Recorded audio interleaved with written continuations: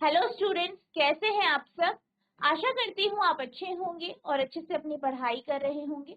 मैं मोनिका रावत आपका स्वागत करती हूँ आईसीटी वर्चुअल क्लासरूम देहरादून में। बच्चों, आज हम क्लास 10th का जो आपका सब्जेक्ट है साइंस, उसका चैप्टर इलेक्ट्रिसिटी को कंटिन्यू करेंगे। पिछले लेक्चर में हमने ये जाना था कि किस प्रकार से आपका जो है जूल लॉ ऑफ हीटिंग होता है और उसका हमने फॉर्मूला भी देखा था। अब हम बात करेंगे इलेक्ट्रिक पावर की, यानी विद्युत शक्ति की। तो विद्युत शक्ति क्या होता है? बेसिकली वो दर जिससे विद्युत ऊर्जा कंज्यूम की जाती है या खपत की जाती है, उस दर को ही हम विद्युत शक्ति कहते हैं। ठीक है, इलेक्ट्रिक पावर कहते हैं। अगर हम इसके बेस में समझें तो पावर का जो फॉर्मूला होता है वो पावर बराबर वर्क अपॉन टाइम होता है, कार्य बटा समय होता है। अब यहाँ पे अगर हम बात करें पावर की, तो पावर को आप लिख सकते हो P बराबर V into I square R, या P बराबर V स्क्वायर आर, या P बराबर VI। ठीक है, तो पावर का फॉर्मूला आप देख सकते हैं क्या है। P बराबर VI, P बराबर V स्क्वायर आर, और किलोवाट घंटे की बात करें तो ये बराबर होता है 3.6 इंटू 10⁶ जूल। ठीक है, तो ये आपका 1 किलो घंटा की जो है वैल्यू होती है। ठीक है, the commercial unit of electrical energy is kilowatt hour. विद्युत ऊर्जा की व्यवसायिक इकाई किलोवाट घंटा है। ठीक है, 1 kWh बराबर, ठीक है, 36 लाख जूल, या 3.6 इंटू 10⁶ जूल। ठीक है, इसे आप नोट करेंगे।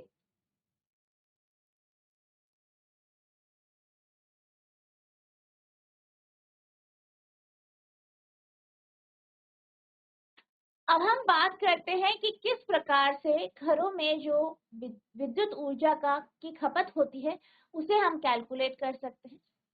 Number of units of electricity consume in a household can be calculated as, यानी एक घर में खपत होने वाली बिजली की इकाइयों की संख्या की गणना इस प्रकार की जा सकती है। यानी यहाँ पे हम बात कर रहे हैं कि किस तरीके से जो बिजली की खपत होती है उसकी हम गणना कर सकते हैं। ठीक है, number of units of electricity consume in a household is equals to number of units of electricity consumed in a household is equals to number of kilowatt hour number of unit electricity consumed in a household equals to number of kWh। यानी क्या कहा गया है कि जो विद्युत ऊर्जा है उसकी जो खपत है उसकी जो संख्या है वो बराबर है कि कितने किलोवाट आवर की जो है खपत हुई। एक घर में खपत की गई बिजली की इकाइयों की संख्या किलोवाट घंटा की संख्या की एक घर में खपत बिजली की इकाइयों की संख्या जो है वो कितनी है, किलोवाट आवर की संख्या। तो अगर हम टोटल कॉस्ट की बात करें, यानी कितनी बिजली की जो है खपत के कारण कितना जो है कॉस्ट आया है, तो वो बराबर होगा टोटल यूनिट, यानी कुल कितनी यूनिट जो है यूज की गई है, cost per unit of electricity, यानी पर यूनिट इलेक्ट्रिसिटी की जो कॉस्ट, यानी जितनी यूनिट खत्म हुई है जितनी आपका किलोवाट आवर यूनिट यूज की गई है। ठीक है, और उसे मल्टीप्लाई कर देंगे बिजली की प्रति यूनिट लागत। बिजली की कुल लागत कुल यूनिट गुणा बिजली की प्रति यूनिट लागत। तो ये इस तरीके से आप क्या कर सकते हैं, इस तरीके से आप जो घरों में बिजली की खपत होती है उसको आप कैलकुलेट कर सकते हैं। इसे आप नोट करेंगे।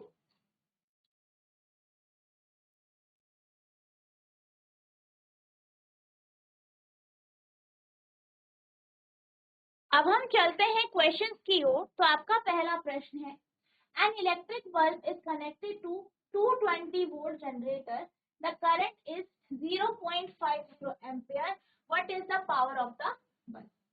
एक विद्युत बल्ब 220 वोल्ट जनरेटर से जुड़ा है, धारा 0.50 एम्पियर है, बल्ब की शक्ति क्या होगी। तो यहाँ पे पूछा गया है कि आपका जो बल्ब है उसका जो है उसे किससे जोड़ा गया है, 220 वोल्ट जनरेटर से, और उस पे 0.50 एम्पियर की जो धारा है वो उसे दी जा रही है। तो आपको बताना है कि बल्ब की पावर कितनी होगी। तो सबसे पहले जो इंफॉर्मेशन दी गई है इसे नोट करेंगे। तो क्या दिया गया है, voltage of generator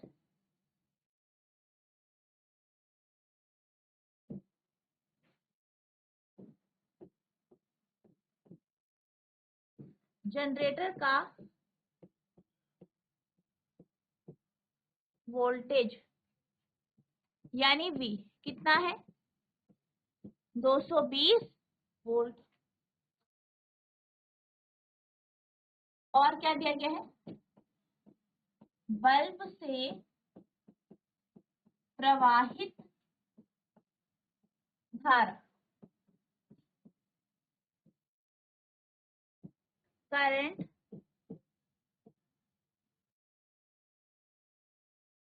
to the bulb यानी I कितना है, 0.50 एम्पियर। ठीक है, नोट करेंगे इसे। अब यहाँ पे बल्ब की पावर पूछी गई है कि बल्ब की पावर कितनी है। ठीक है, तो पावर का फॉर्मूला क्या होता है, P बराबर V इंटू आई, यानी P बराबर V कितना है, V है 220, I है 0.50।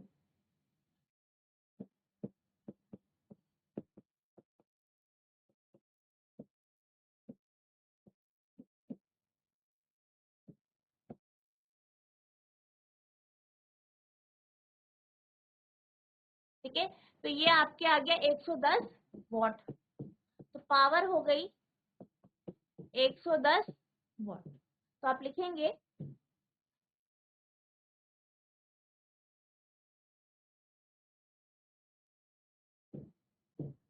The power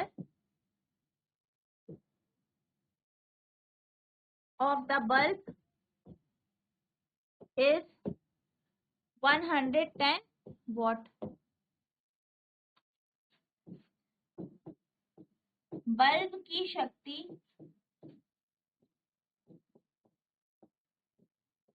110 what. ठीक है, नोट करेंगे।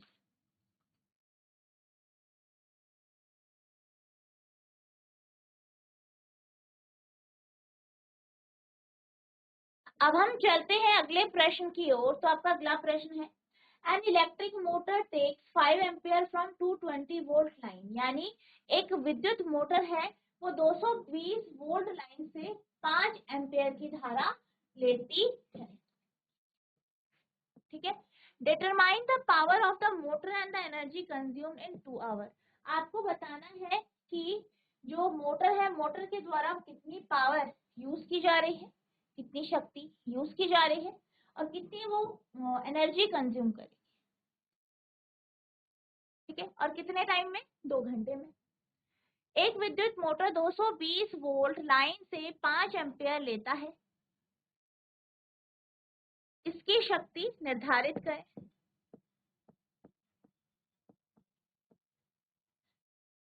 मोटर और दो, ठीक है, इसकी शक्ति निर्धारित करें और 2 घंटे में खपत कितनी होगी ये आपको बताना है ऊर्जा की। तो सबसे पहले यहाँ पे जो इंफॉर्मेशन दी गई है इसे नोट करेंगे। क्या दिया गया है,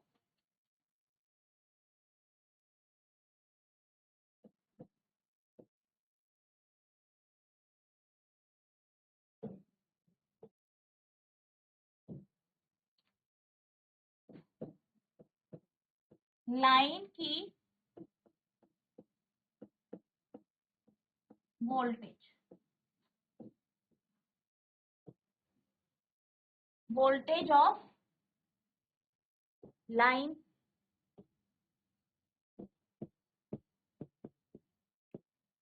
220 volt.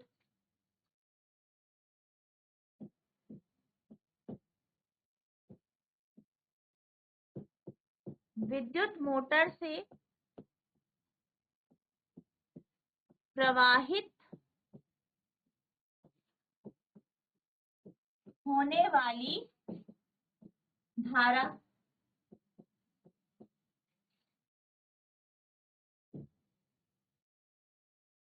Energy flowing through the electric motor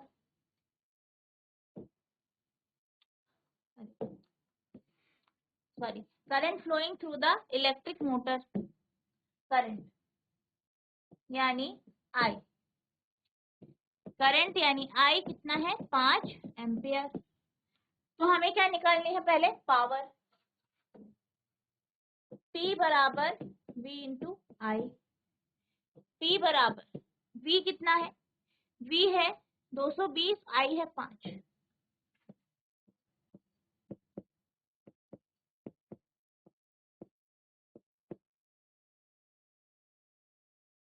ठीक है, तो ये हो गया 1100 वॉट।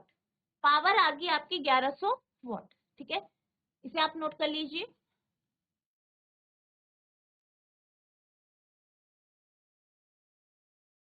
अब हम बात करते हैं यहाँ पे जो दूसरा पार्ट है, दूसरे पार्ट में क्या पूछा गया है कि ऊर्जा, ऊर्जा की कितनी खपत हो रही है। ठीक है, तो पावर आपका आ गया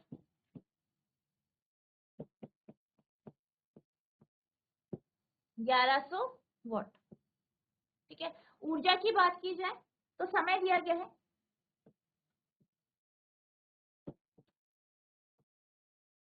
कितना है 2 आवर यानी 2 घंटे।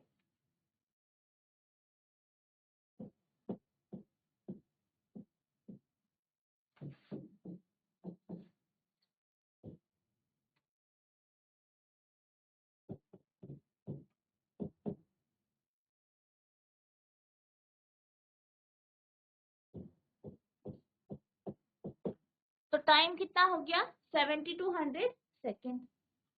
ठीक, टाइम आपके पास ये आ गया है, पावर आपके पास एनर्जी निकालनी है। तो पावर का फॉर्मूला क्या होता है E अपॉन टी। इसे आप लिख सकते हैं E equals to P into T. P कितना है, P जो है 1100 है। T कितना है, T है 7200 यानी 7200।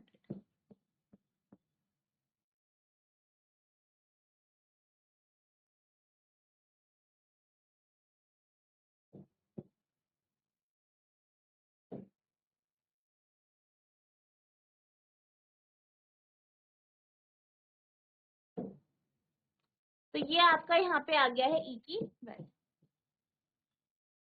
ठीक है, नोट करेंगे इसे।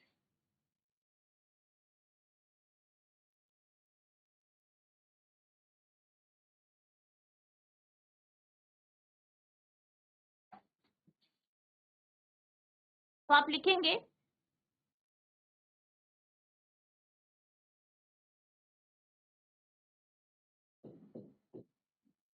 Power consumed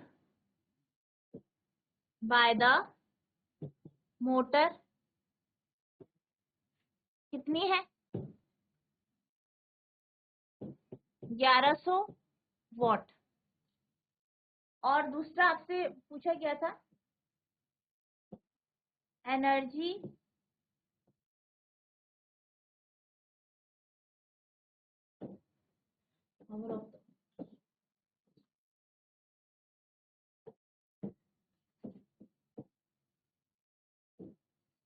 energy consumed by the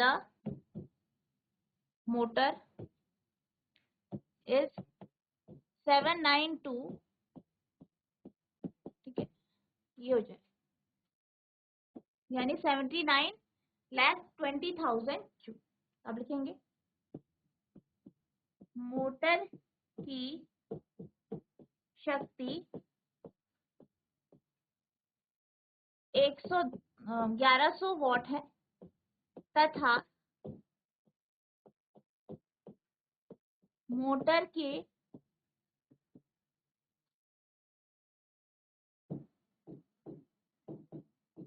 ऊर्जा की खपत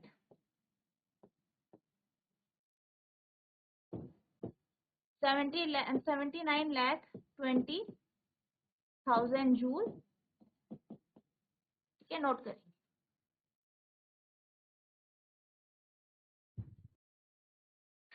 अब हम चलते हैं अगले प्रश्न की ओर। तो आपका अगला प्रश्न है, an electric lamp whose resistance is 20 ohm and a conductor of 4 ohm resistance are connected to a 6 volt battery। क्या कहा गया है? कहा ये गया है कि 20 ओम का जो रेजिस्टेंस है, मतलब जो बल्ब है उसका रेजिस्टेंस आपको 20 ओम दिया गया है। 4 ओम आपको जो है जो रेजिस्टर है, ठीक है, या जो आपका कंडक्टर है, इसका आपको रेजिस्टेंस दिया है, प्रतिरोध दिया है। इसको 6 वोल्ट की बैटरी से जोड़ा गया है। Calculate the total resistance of the circuit, यानी इस परिपथ का आपको कुल प्रतिरोध निकालना है। कुल प्रतिरोध कितना होगा ये आपको निकालना है। The current through the circuit, इस परिपथ से कितनी धारा प्रवाहित हो रही है ये। और नेक्स्ट है C, the potential difference across the electric lamp and conductor, यानी जो विद्युत लैंप और जो कंडक्टर है, ठीक है, उसके बीच में जो पोटेंशियल डिफरेंस है वो कितना होगा ये आपको निकालना है। एक विद्युत लैंप जिसका प्रतिरोध 20 ओम है और 4 ओम प्रतिरोध का एक कंडक्टर 6 वोल्ट बैटरी से जुड़ा है। गणना करें, ए सर्किट का कुल प्रतिरोध, बी सर्किट के माध्यम से धारा, सी विद्युत लैंप और कंडक्टर के बीच विभव अंतर। ठीक है, तो सबसे पहले जो इंफॉर्मेशन दी गई है इसे नोट कर लेते हैं। क्या दिया गया है?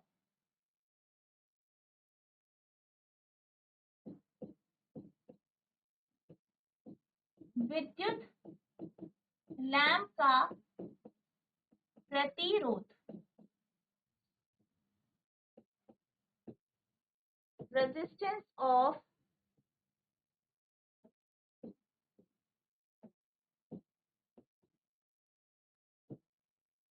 इलेक्ट्रिक लैंप 20 ओम है। ठीक है, इसे हम मान लेते हैं R1। और कंडक्टर का कितना दिया है, लिखेंगे आप चालक का प्रतिरोध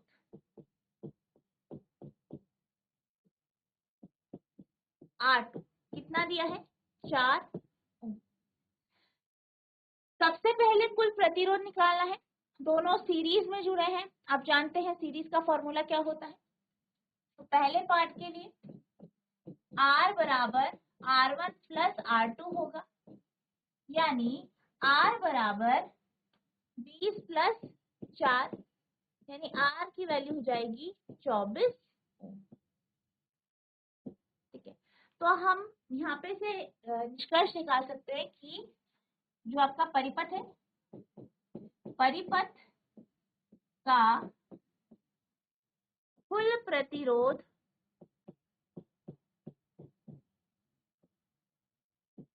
24 ओम है। Total resistance of the circuit is 24। First part आपका ये सॉल्व हो गया है, नोट करेंगे।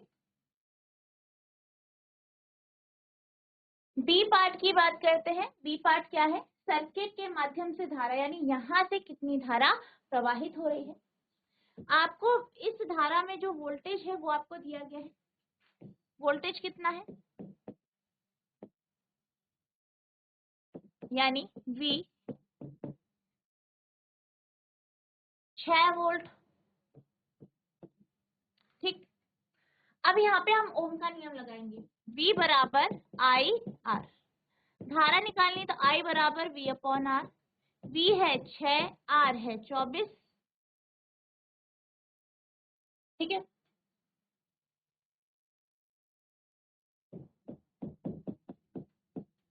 तो ये जाएगा 0.2 0.25 एम्पियर। तो करंट कितनी है? 0.25 एम्पियर। तो आप लिखेंगे परिपथ से प्रवाहित होने वाली धारा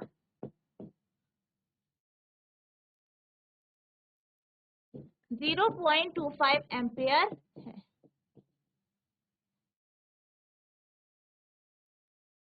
current through the circuit is 0.25 ampere. ठीक है, तो ये दूसरा पार्ट हो गया है, नोट करें। तीसरा पार्ट है, यहाँ पे आपको विद्युत लैंप और कंडक्टर के बीच में विभव अंतर निकालना है। तो ये आप होमवर्क से करेंगे, तो आपको होमवर्क से कंप्लीट करना है। ठीक है, और फिर हम इसको देखेंगे किस तरीके से आपको इसको सॉल्व करना है। तो बच्चों, आज हम इतना ही करेंगे। नेक्स्ट लेक्चर में आपका जो नया चैप्टर है उससे हम स्टार्ट करेंगे। तो आज इतना आज आपको पढ़ाया गया है, इसे आपको रिवाइज करना है। अगर आपको कोई भी डाउट होगा तो नेक्स्ट लेक्चर में आप पूछ सकते हैं। तो बच्चों, आज के लिए बस इतना ही, मिलते हैं अब नेक्स्ट सेशन में। तब तक के लिए thank you and have a nice day.